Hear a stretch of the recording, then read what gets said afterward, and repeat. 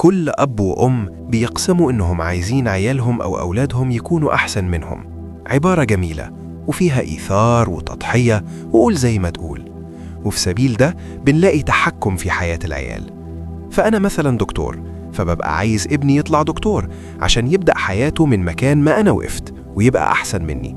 ولو كنت مهندس عايز ابني يكمل فوق سنين شقاية وما يشوفش اللي شفته ويقعد على مكتب من أول يوم، عايزه يبقى أحسن مني.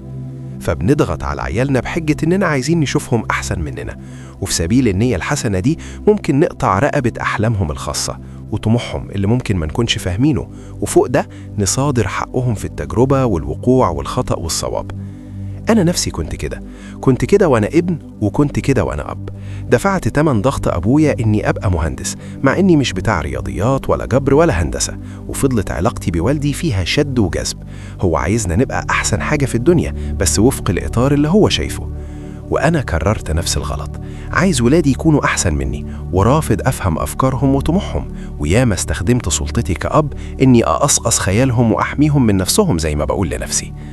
فلما قعدت أفكر لقيت إن العبارة اللي اتربيت عليها كل أب عايز ابنه يكون أحسن منه وكل أم عايزة عيالها يكونوا أحسن منها، لقيت العبارة دي غلط. غلط. العبارة الصح إني لازم أشتغل إن عيالي يكونوا أسعد مني. أسعد مني غير أحسن مني، غيرها خالص. أسعد مني بطموحه وأفكاره، بحقه في التجربة سواء نجاحها أو فشلها. أسعد مني بثقته بنفسه اللي بتتبني من الاحتكاك والوقوع والوقوف من تاني.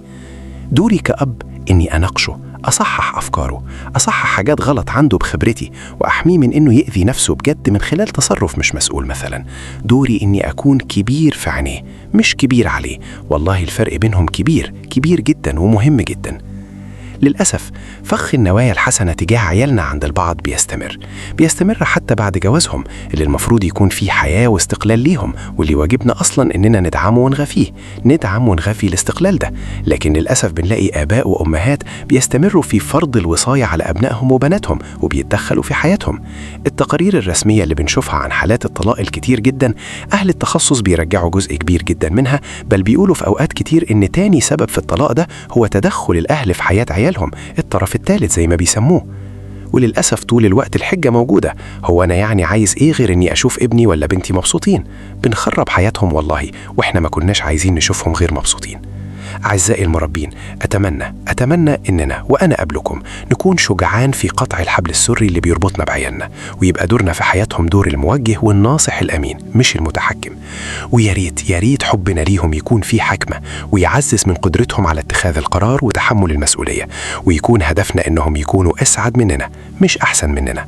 النوايا الحسنة محتاجة سلوك حسن وتفكير قويم وفصل تام بين أنانيتنا المخفية وسعادة عيالنا اللي بجد.